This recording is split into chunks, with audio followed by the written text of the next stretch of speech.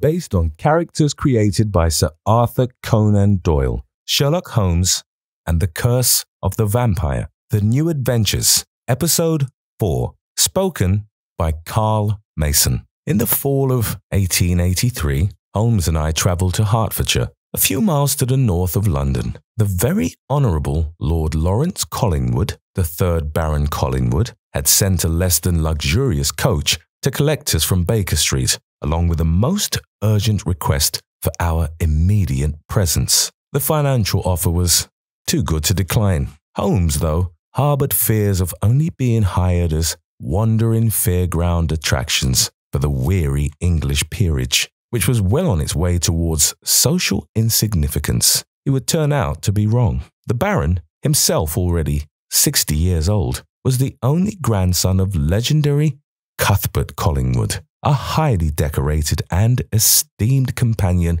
of Admiral Horatio Nelson in the British Navy. Collingwood was raised to the peerage by King George III, the grandfather of our Queen Victoria. Since the hereditary title, designated to Northumberland, did not include any holdings, the family found its current rather comfortable livelihood within their private estate and land holdings outside of London. As we would learn, Collingwood's eldest of 4 sons and heir to the title, Paul, had recently died under quite mysterious circumstances. Within 2 days, he had succumbed to a severe illness that the summoned doctors could neither identify nor properly treat. After unsuccessful attempts at suppressing the symptoms, Paul perished from the unknown cause and was put to rest in the family crypt beneath the estate. Now, however, and this was the reason for Holmes and my visit, the 2nd eldest son,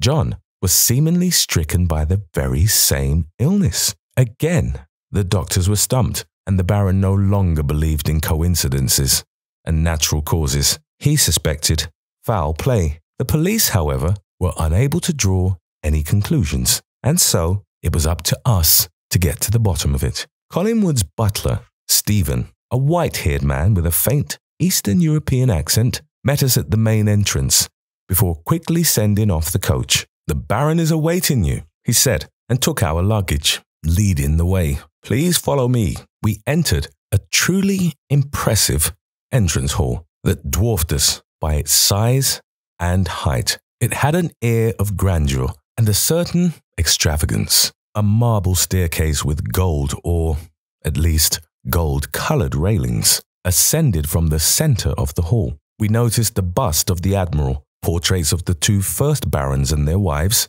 as well as Chinese vases that did not match the rest of the interior in any way. The whole interior design screamed of aristocracy. Stephen led us up the stairs to the 1st floor and down a long hallway where he stopped in front of a tall door. "The Baron will see you in the library," he said as he opened the door for us. "My lord, the detectives from London have arrived." "Please come in," answered a deep voice. The butler bid us to enter with his right hand and a nod. We obeyed and took 2 or 3 steps into the room as the door clicked shut behind us. The library was a large and tall room with shelves from floor to ceiling filled with books accessible by sliding ladders. Yet it was oddly dark and therefore hard to imagine anyone doing any reading here. The Baron, a stately gentleman with a receding hairline, got up from a large wing chair,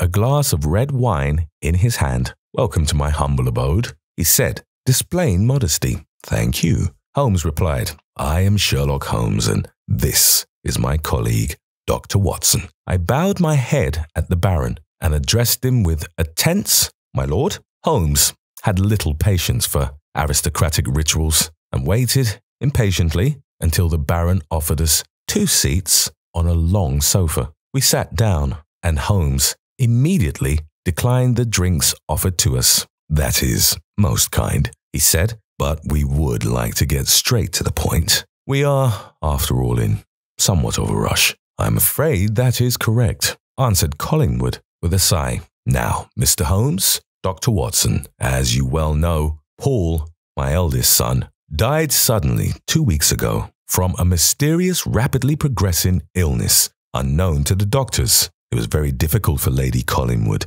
and me to have had to lay him to rest in our family crypt. I asked the Baron to accept our condolences, but Holmes's interest had already been piqued. In the family crypt? He repeated, "Quite right." Collingwood confirmed, "We lay our family members to rest in a crypt beneath the estate. One of the marble sarcophagi, however, is unoccupied and only has symbolic meaning." "How so?" Holmes asked. "You must know," the Baron explained. "Paul's surprising death was not the first stroke of fate we have suffered. 2 years ago, we sadly lost our youngest son, Richard. He served Her Majesty as an officer in a regiment near Calcutta, India, where he fell in battle against locals. His body, however, could not be recovered. Richard was deemed missing for 1 year and then declared dead." Lady Collingwood was devastated throughout the ceremonial service at the empty sarcophagus. I, once again, extended our condolences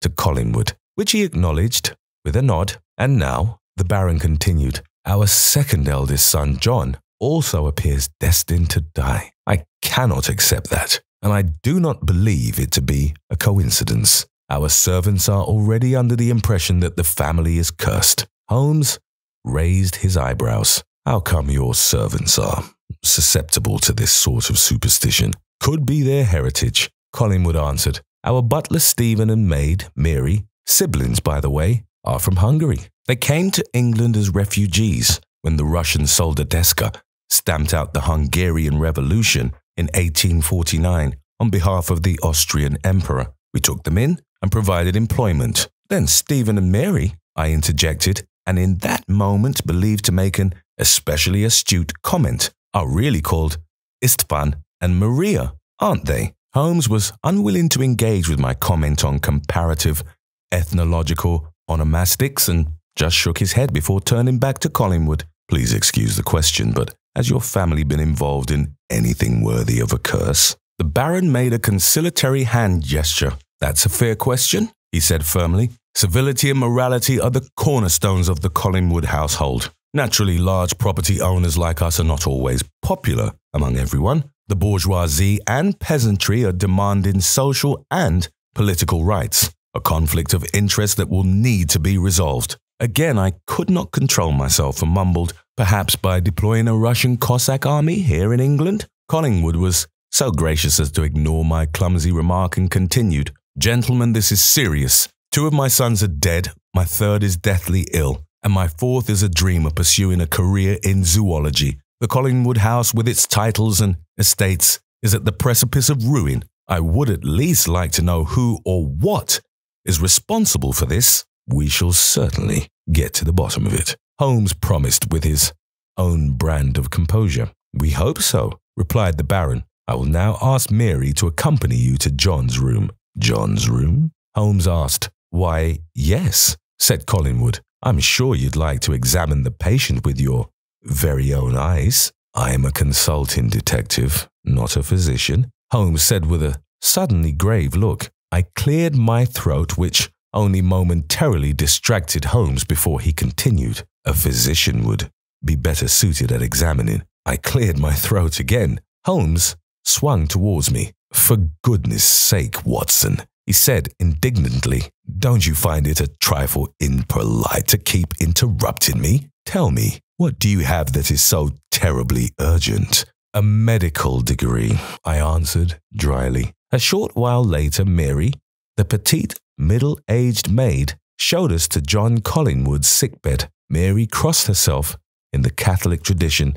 As we entered the bedroom, I walked straight to the bed to examine the patient. The poor young man was clearly delirious. He was staring off into the distance with strangely bulging eyes, hardly able to perceive what was transpiring around him. He had lost the ability to speak some time earlier, and a high fever strained his heart and circulation. I pressed my index and middle fingers against John's carotid artery to measure his pulse. But before I even flipped open my pocket watch, I could feel 2 peculiar wounds on the patient's neck. They were less than 1 inch apart from each other and of equal size, like 2 puncture wounds from a rather thick needle. I tilted John's head back to show Holmes the wounds. "Holmes," I called, "look at this. What do you make of it?" Mary caught a glance of John's neck before Holmes arrived at my side. She instantly froze in fright,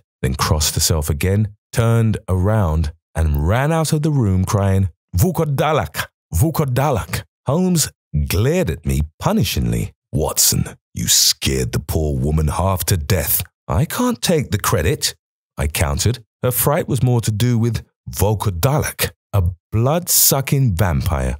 According to Eastern European folklore, Holmes approached the bed and inspected the 2 puncture wounds on John's neck. "And these here," he asked, "are they the work of a vampire?" I took a deep breath. "Holmes, if you want to know whether these could be the impressions of fangs, the answer is yes. If you, however, want me to confirm that they were inflicted by an undead creature from the darkest depths of Pannonia, then by no means." Holmes interrupted. "We could, of course, consult your esteemed, albeit eccentric colleague from Amsterdam, Dr. Van Helsing, but I would prefer an approach based in the natural sciences." "I am delighted that we agree in this regard," I answered. "Nevertheless, we shall have to inspect the body of Collingwood's firstborn for similar wound marks." Holmes nodded in agreement. "The Baron will not be very happy about disturbing his son's eternal rest." At that very moment, Stephen appeared behind us in the doorway. "Gentlemen," he announced, "the Baron and Baroness request your presence in the dining hall. Dinner is served." After greeting Lady Collingwood, who appeared careworn, although she was a good 10 years younger than her husband, we took our seats at a large table in the estate's dining hall. Mary, who was also employed as cook, seemed to have regained her composure, yet, out of precaution, had prepared garlic soup as the first course. While Holmes and I passed each other glances and knowing smiles, the Collingwoods seemed unaware of the underlying significance of this culinary choice. "Now, Dr. Watson," the Baron began the dinner conversation, "what is your impression of our son's condition from a medical standpoint?" "Regretfully, I must agree with my colleague," I replied. "Should it be an illness, I would like to refrain from making a diagnosis for the time being, as it would require further and more specific tests. Even so, there wouldn't be any guarantees." Collingwood declined. "There's no need," he stated. "I don't believe in a natural cause, nor do I believe in a supernatural one, like our staff does." "You were informed about the puncture wounds?" I asked. "In a way," the Baron confirmed. "Mary believes she saw a bite mark on our son's neck. She imagines it to be the deed of a revenant, a vampire." Holmes raised his eyebrows and chimed in. "Does your lordship believe in the existence of vampires?" "I am a God-fearing man," answered Collingwood, "and if there is a heaven, there must be a hell, which one can easily imagine is haunted by all sorts of abysmal creatures. In my experience, however, evil on earth generally exists in the form of humans." Holmes nodded. "The human abyss is the most profound, and the atrocities we are capable of know few bounds." "Quite right," answered the Baron, "and that is why I expect a human being to have committed these crimes. It is on account of your invaluable detective work that we shall uncover the motive and bring the perpetrator to justice." "We are very aware of our responsibility," I interjected. "If we presume there is a plot to eliminate your sons, then the most obvious explanation for their symptoms would be poisoning. But the doctors have ruled out most common drugs used for that purpose. Isn't that so?" Collingwood confirmed my suspicion with a nod. "We can also rule out fugu poisoning," Holmes added. "Fugu?" the Baron repeated. "The Japanese blowfish," Holmes explained. "A most remarkable animal that carries lethal toxins inside its organs." "Fugu must be awfully rare in this country," Collingwood assumed. Holmes smiled. "It's less rare than you'd think. Just recently we were called to the Japanese embassy in London." I saw myself compelled to steer the conversation in another direction and interrupted Holmes. "Excuse me, but we should stay with the case at hand. let's get back to the wounds. Even if they weren't caused by the fangs of a vampire, they could have something to do with their medical condition.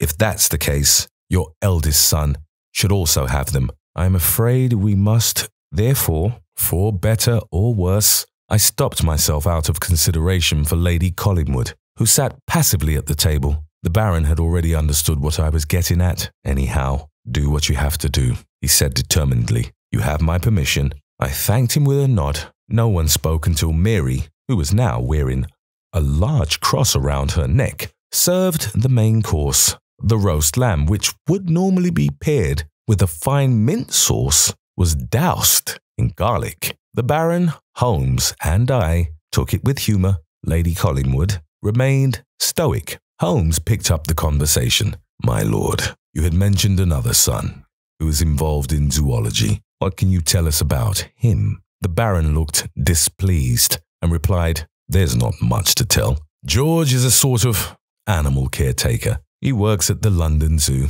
in the reptile house, a most unbecoming and unworthy occupation. Doesn't he have an academic degree in biology and zoology? I countered. That would make him more than just a zookeeper. He's a scientist.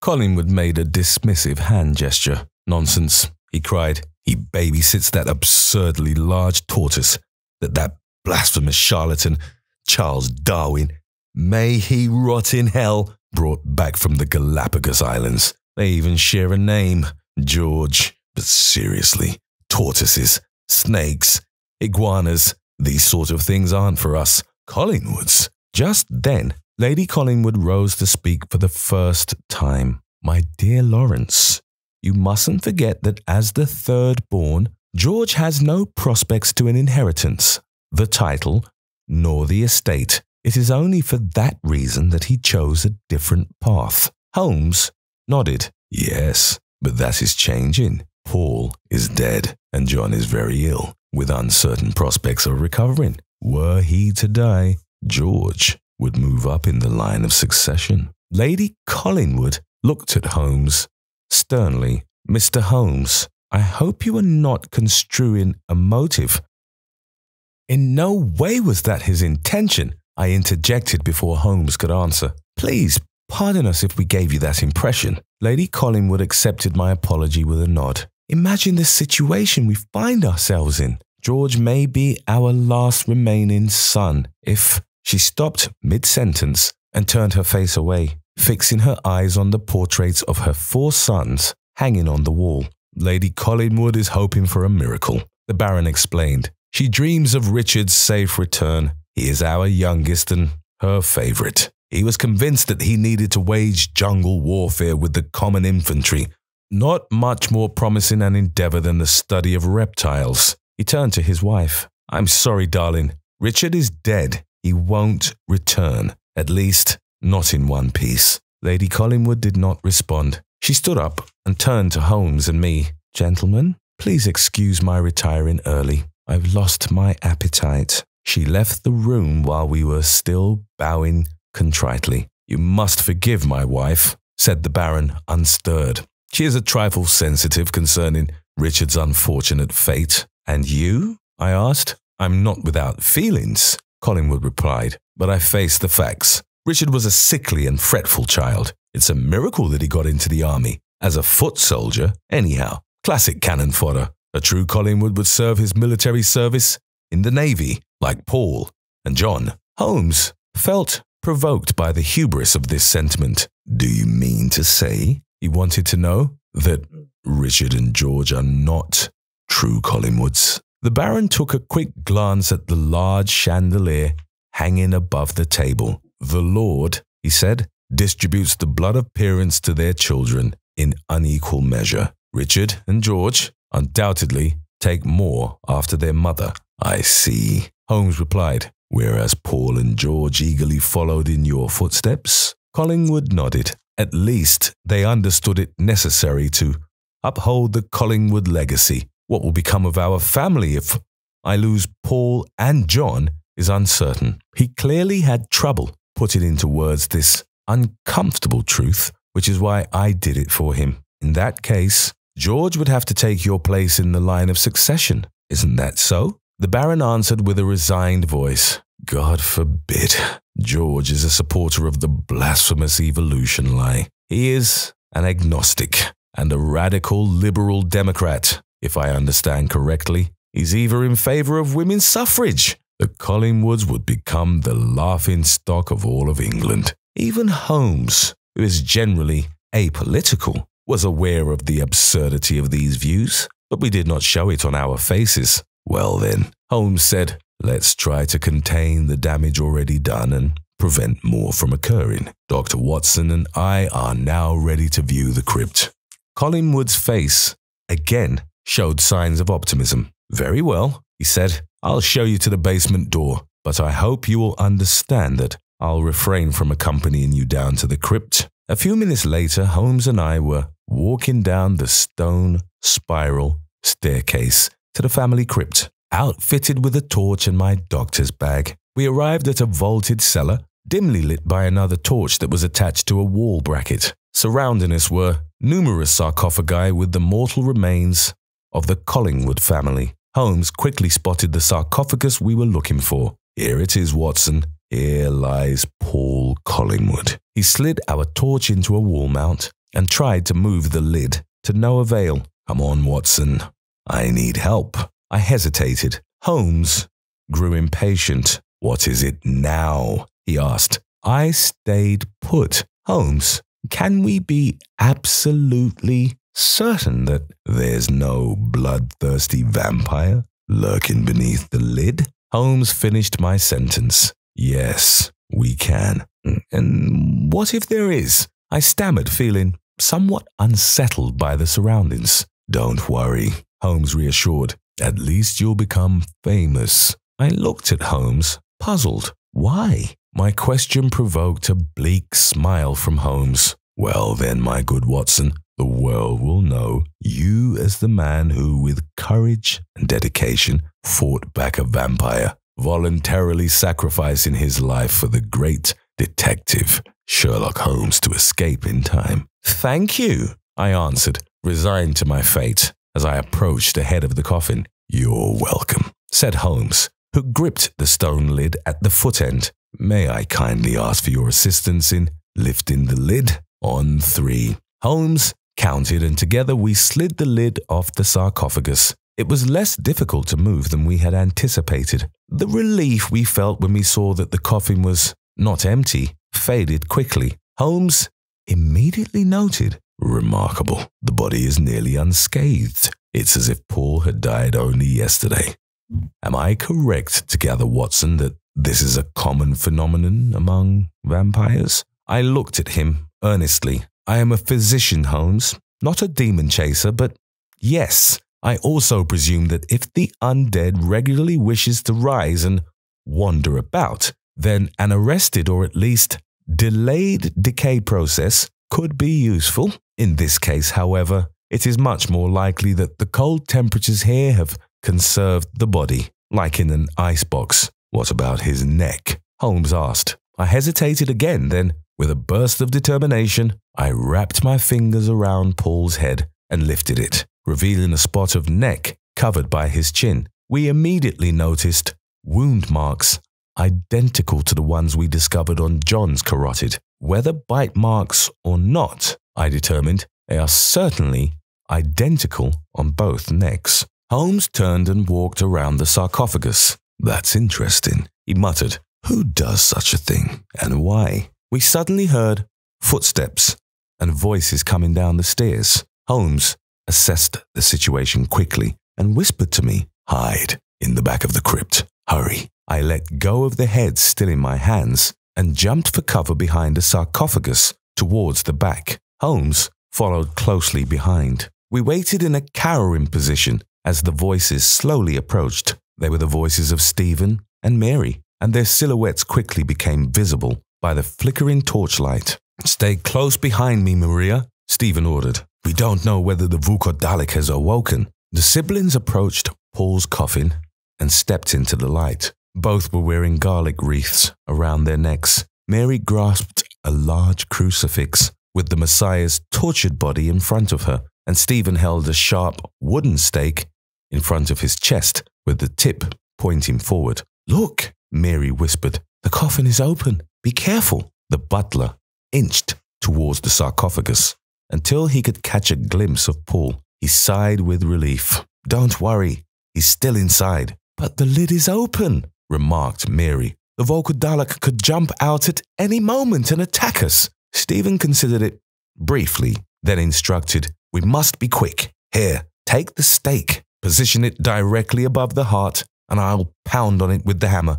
In our hiding place, I poked Holmes lightly in the ribs to signal that we must put an immediate end to this unnecessary desecration, but he waved me off. Mary hesitated, her trembling hands clutching the crucifix. "Must I really?" she asked, frightened. Stephen grew impatient. "Would you rather wait for the Volkodalak to awaken?" Mary shook her head decidedly. She took the stake from her brother with one hand, while tightly curling her fingers around Christ's body with the other. She gathered her courage and stood over the open coffin. She then stretched out her hand holding the stake. "Is this good?" she asked, her head turned away and eyes closed. Stephen shook his head.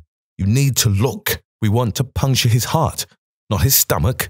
Mary turned her head back towards the coffin, her eyes still shut tightly. She blinked for a fraction of a second and navigated the stake, as far as I could tell, directly above the heart. "Now you," she said resolutely. The butler stood next to his sister. We saw the rustic wooden hammer in his right hand. "Strike it," Mary demanded, but now Stephen hesitated. Then he swung the hammer, and the time was ripe for us to put an end to this spectacle. I jumped out from behind our hideout and shouted, "Stop!" Naturally, I had not considered that the servants may not recognize us in the dark. "There, another Volkodalak!" cried Mary, full of horror. To my surprise, she pointed at me and hid behind her brother, who did not hesitate before hurling the hammer in my direction, hitting me squarely on the forehead. I fell to the floor with a cry of pain, while Holmes popped up next to me. "Settle down.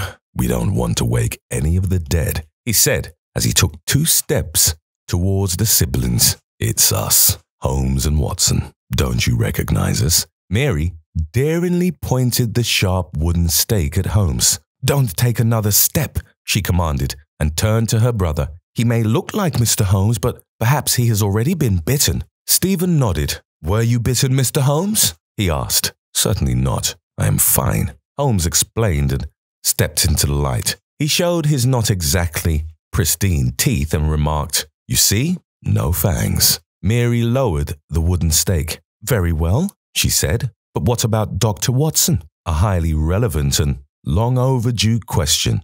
"In my opinion, he's fine too," Holmes claimed without even so much as glancing at me. "He'll survive the bump on his head." "And what shall we do with Sir Paul?" Stephen cried. "Now that he's a Volkodalak." Holmes took the stake out of Mary's hand while I stood up with a shocking headache and reappeared from behind the tomb, holding the hammer. "Paul is not a Volkodalak. He is a regular human being just like you and me. There are no vampires here," Holmes reassured in a calm voice. "Not here, not in Budapest, not in Transylvania, not in Styria. If poor Paul Collingwood were a devilish bloodsucker, then he'd already have attacked and killed all 4 of us. And if you, Stephen and Mary, would from now on please resist the urge to perform your superstitious rituals, then we will make sure that Lord Collingwood hears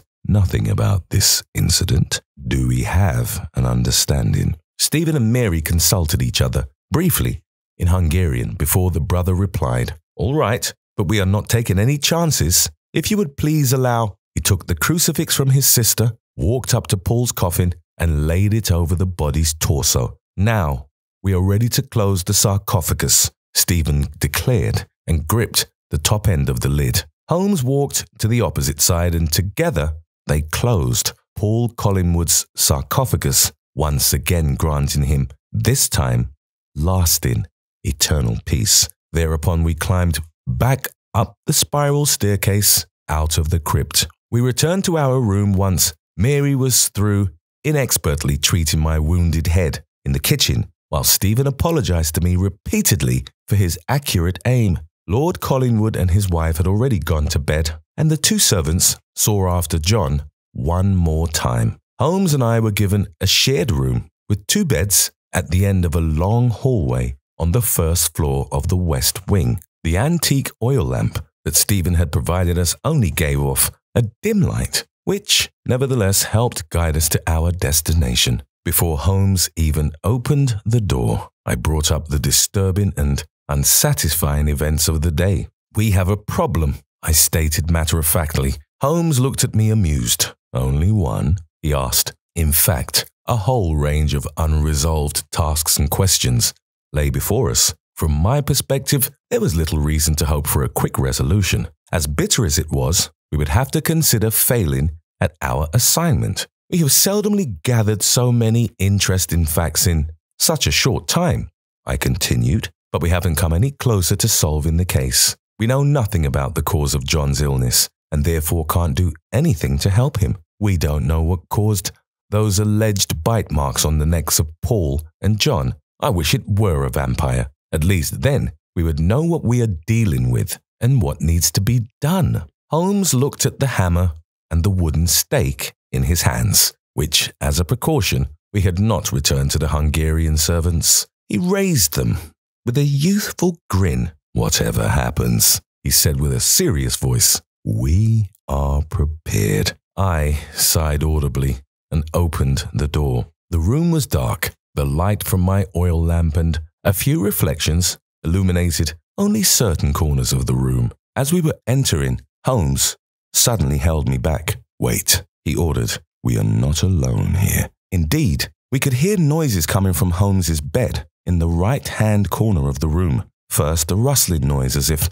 someone were moving underneath the sheets. Then a curious hissing sound that became increasingly louder and sounded quite threatening. I held up the lamp and we saw the reflection of two glowing green eyes with narrow, vertical slit pupils. "Who are you? What are you doing here?" I shouted and took a step towards the bed. I then saw the teeth of a carnivore with two sharp fangs flash before my eyes. "The vampire!" I stuttered and retreated, tripping on the edge of the rug and falling on my back. The lamp dropped out of my hand and immediately set part of the rug ablaze. Meanwhile, the screeching assailant was coming after me with quick motions. It towered over me with glowing eyes and bare fangs, ready to bite into my neck. But it certainly was no vampire, nor was it human, which now became apparent, but a giant snake whose upper body and wide head swayed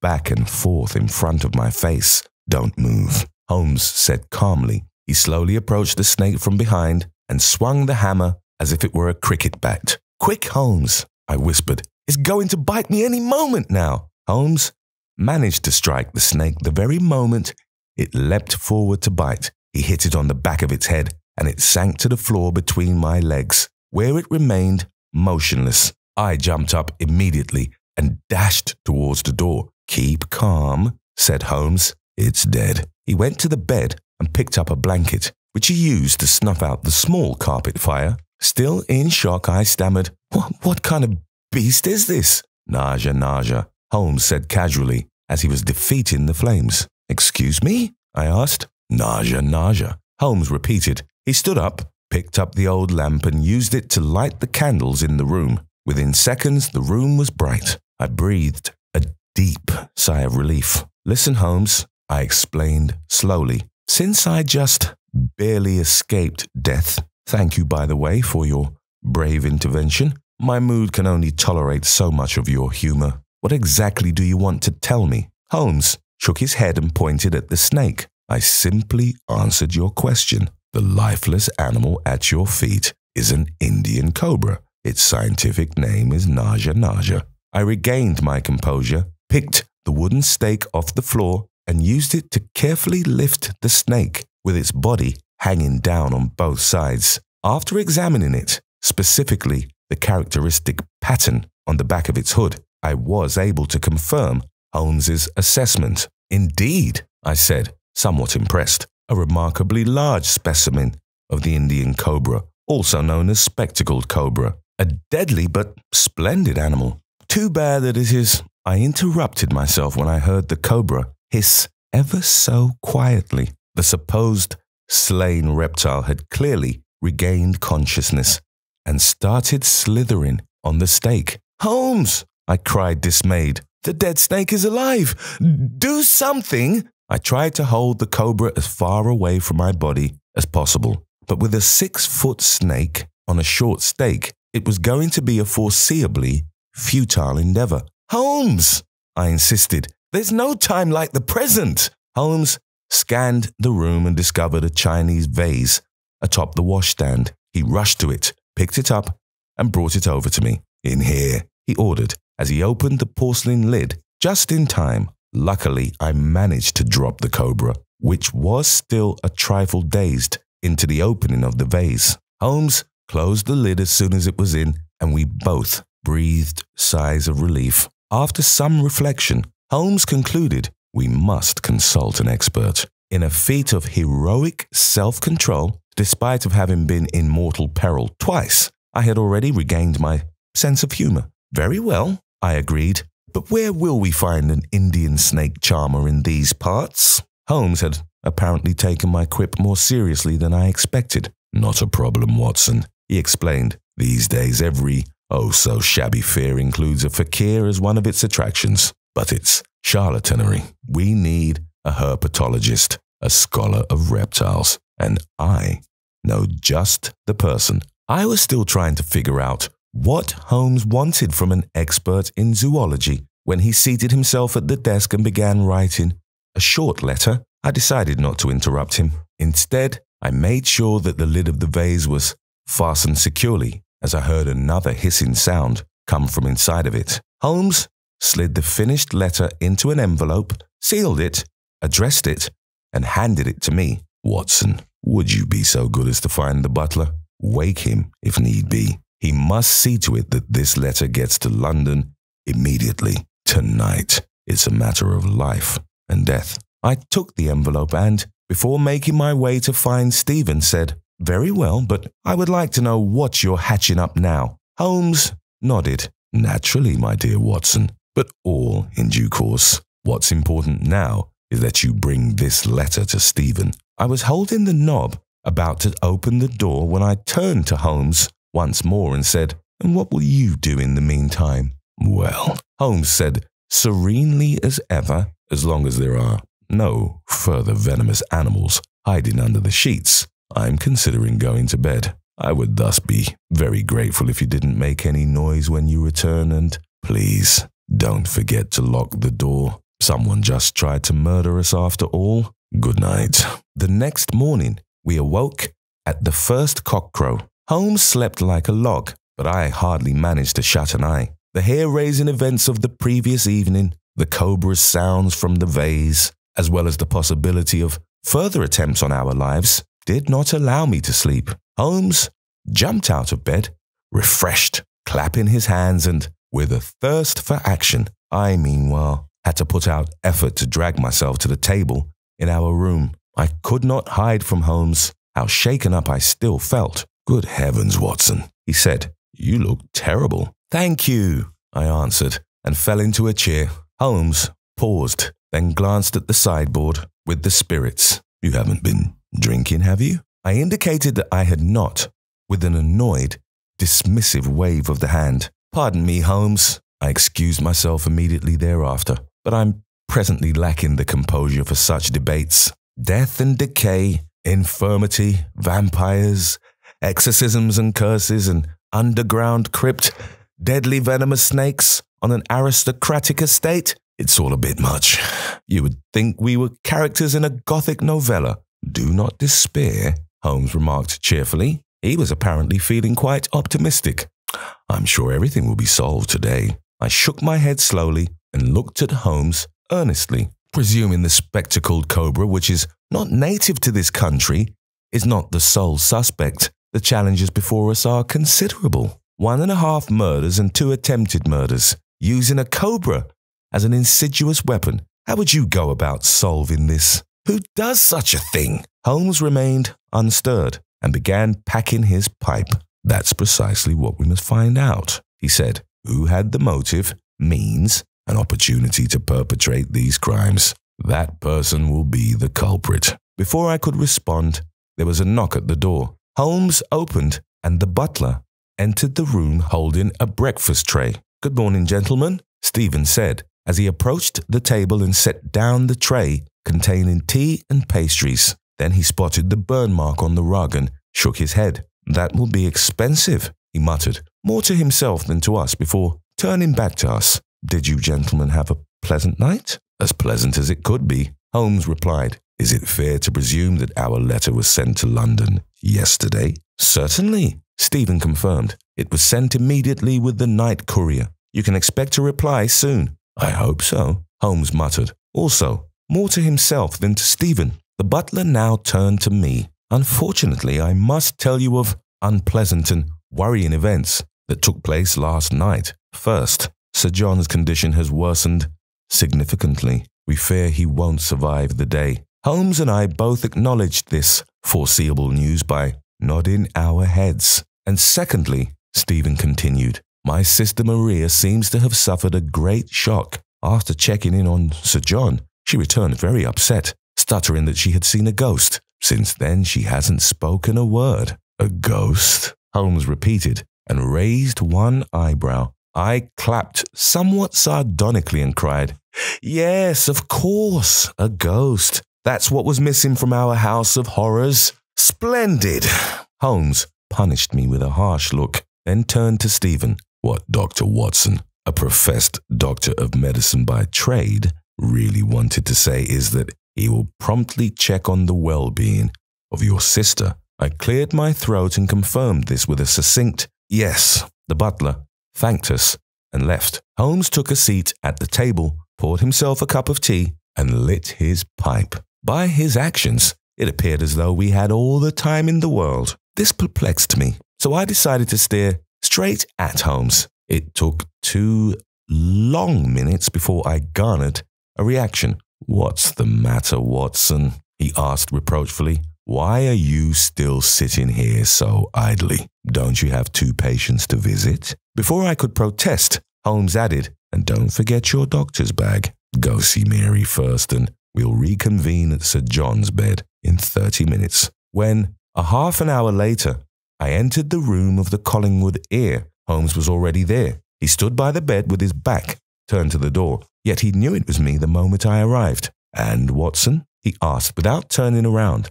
"How is the maid feeling?" I stopped and waited for Holmes to turn to me, but he never did. For better or worse, I was forced to speak to his back. "Difficult to say," I answered diligently. "Mary is barely responsive, shows no reactions, but she is still conscious. She is arrested in a deep state of fear, likely caused by a traumatic event. This kind of condition cannot be cured in a matter of days. For now, she remains in her rocking chair, swaying back and forth, clasping the crucifix on her necklace while occasionally muttering a few words in Hungarian, which even Stephen can't make much sense of. All he can make out are snippets such as ghost, dead, and undead. From a purely physiological perspective, however, I understand," mumbled Holmes, who seemed almost absent and would not take his eyes off John Collingwood. Since Holmes's silence indicated that he had no further questions, I was eager to check on the other patient. I walked up to Holmes at the bed and examined John. His condition had indeed worsened significantly. He was now in a sort of comatose state, in a deep sleep, with a reduced heart rate and limited circulation, from which he would likely not awaken. Furthermore, there was a chance that he had already suffered brain damage at this point. "He will die," I concluded, and looked at Holmes. Holmes instantly snapped back from his absence and said, "He most certainly will, but not today." Just then, we heard the deep ringing of the doorbell from the ground floor announce the arrival of a guest. "Who may this be?" I asked. "Did they already send for a priest?" "Nonsense, Watson," Holmes refuted. "That is John's saviour." He walked out of the room faster than was his usual pace. Once out the door, he went down the hall to the top of the stairs, from where I heard him call out, "Stephen, send him up to John's room at once." Holmes returned with a peculiar contented expression. "What's going on here, Holmes?" I wanted to know. "Patience," he reassured. "Soon all will become clearer." A young man appeared at the door. He was wearing khakis, working boots, and a brown shirt. His round glasses sat on a face not entirely unfamiliar to us. "Good day," he said as he put down his small suitcase on top of the dresser. "I came as fast as I could." "It's a good thing you wrote, Mr. Holmes." Holmes turned to me. I still felt rather confused about the unfolding events. "May I introduce you, Watson? This is Mr. George Collingwood," I interrupted, remembering the portraits hanging in the estate's dining room. "Quite right," Holmes confirmed, cheated of a small surprise. He then turned to the new arrival. "Did you bring what I asked?" "Naturally," George answered. He opened his suitcase, took out a small bottle containing a clear liquid, and handed it to Holmes. Holmes thanked him. He took my doctor's bag, which I was holding, began rummaging through it, and finally found a new syringe set. He looked at me and said, "Watson, please bare John's left arm and prepare it for injection." I obeyed, while Holmes filled the syringe with the liquid brought by George. He then approached the bedside, easily found the right spot on John's arm for the injection, thanks to his own cocaine infusions, and proceeded to inject the substance, still unknown to me, intravenously. "All right," said Holmes, and turned around to us. Holmes and George looked satisfied, but I still had my suspicions. "Gentlemen," I began, "to my knowledge, I am the only doctor in this room. In that sense, I would like to be enlightened as to what just occurred here." Holmes nodded. He seemed understanding, for once. "Naturally, last night when it became clear that Paul's death and John's condition was caused by the bite and venom of an Indian cobra, I immediately thought of someone who has experience with reptiles." "As the perpetrator?" I interjected, and glanced at George. Holmes shook his head. "Upon close reflection," he explained, "I could rule George out. He has not been seen at his family's estate for months, and any long absences would have been noticed by his employers at the London Zoo, not to mention the theft of a spectacled cobra. But something else occurred to me. The zoo staff habitually handles all kinds of venomous animals in the reptile house and the insect and spider terrariums. Not just snakes, but also scorpions, arachnids, and amphibians. As a result, accidental bites must occur every now and then." "That's right," George confirmed. "Despite all necessary precautions, employees occasionally do get bitten or stung, and that is why," Holmes continued, "the reptile house closely cooperates with the Institute for Tropical Medicine, which has a collection of antidotes for various venoms, toxins, and illnesses. I injected Sir John with an anti-serum for Indian cobra venom, which will mitigate its effects, allowing the body to expel it. This will certainly take a toll on John's system, but in theory, he should be able to make a full recovery." "That's wonderful news," I cried. "We must inform Lord and Lady Collingwood at once." "Slow down, Watson," Holmes warned. "The unidentified murderer and assailant is still at large." Holmes was right, of course.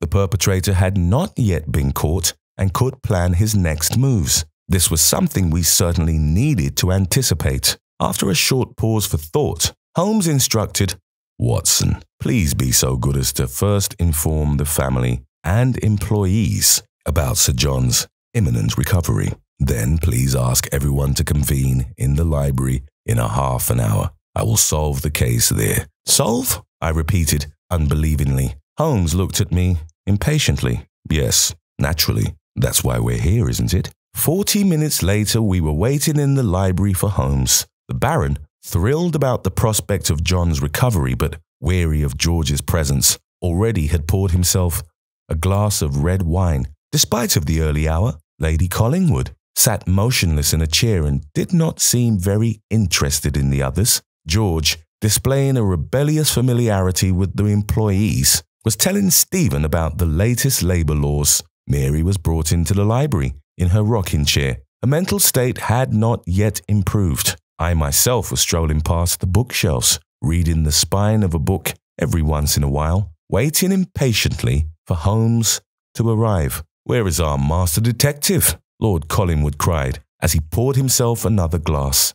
I did not have an answer to the question, as unpunctuality never was one of Holmes's traits. I was much more nervous about the fact that he had asked me for my Webley revolver right before we separated in John's room. "Mr. Holmes will certainly arrive soon and answer all our questions," I claimed. 5 more minutes passed, and Holmes had still not arrived. He was now 15 minutes late, which was somewhat unusual. Then the door finally opened. Holmes entered holding my revolver, but he was not alone. He was followed by someone else, a ghost. Mary shrieked and crossed herself 3 times. She, like all of us, recognized Richard, the youngest Collingwood, who was believed to be dead. The Baron dropped his wineglass.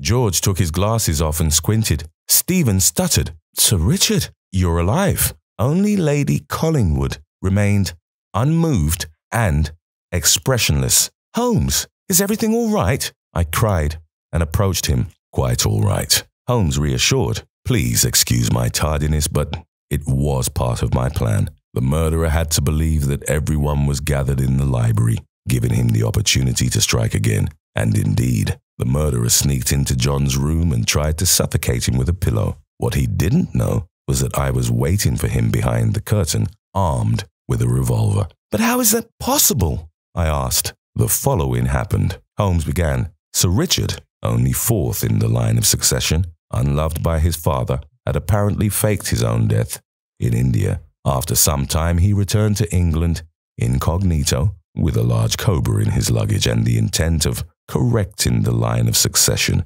in his favor. Paul and John needed to die. George would have renounced the position anyway, and then, just as Lady Collingwood had always hoped, her lost son would have returned after all, telling an adventurous tale of how he got lost in a Bengalese jungle or was held captive by indigenous rebels, and how, by fortunate circumstances, he had survived and found his way back after the death of his father, which he may have also helped expedite. Richard would have become the 4th Baron Collingwood. The current 3rd Baron approached Holmes and his son. He looked at the latter in anguish. "Is it true, Richard?" he asked. "Did you murder Paul? Did you try to kill John?" Lady Collingwood suddenly jumped out of her chair. "Don't answer," she cried.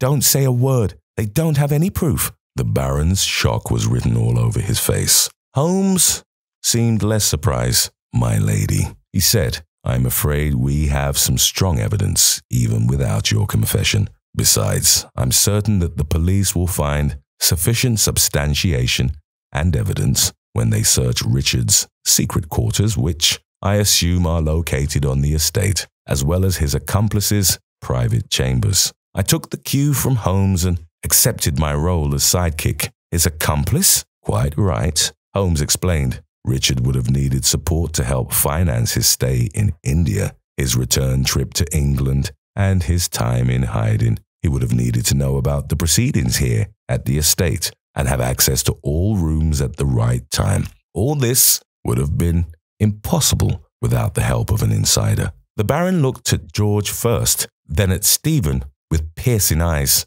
The butler shook his head vehemently, while George tapped his forehead twice, turning Collingwood's attention back to Holmes. Holmes picked up where he left off. "Your lordship will not like to hear it, but unfortunately, the complicity lies with your wife." "Lydia!" cried the Baron, shocked. "How could you?" The Baroness realized she had been caught. Only a confession would save her from death by hanging. Ignoring her husband, she stood up and took a couple of paces towards Holmes and me. "Mr. Holmes, Dr. Watson," she said determinedly, her chin raised, "would you be so kind as to bring my son and me into the custody of the police? I can't stand one more minute surrounded by these walls and this company." Holmes nodded. "Very well, my lady," he answered, and led her and Richard Collingwood outside. I followed immediately. A few days later, Holmes and I were having tea on Baker Street, studying the newspaper articles about our latest case. The Collingwood scandal caused quite a stir and filled pages upon pages of thrilling reports. The patriarch, a tyrant the Baroness, a Lady Macbeth, Sir Richard, an unscrupulous brother killer. The Collingwoods had fallen from grace in society. The family has now suffered something of a curse.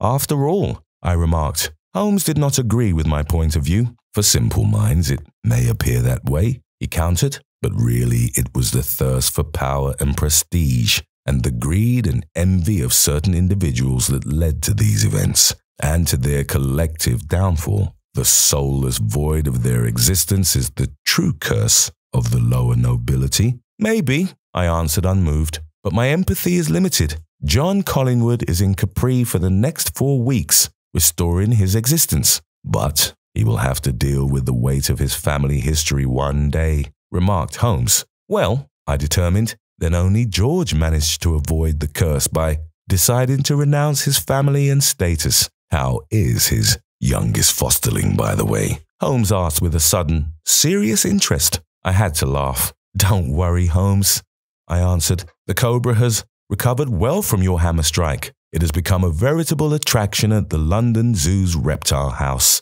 Not all zoos can boast a convicted murderer. After all,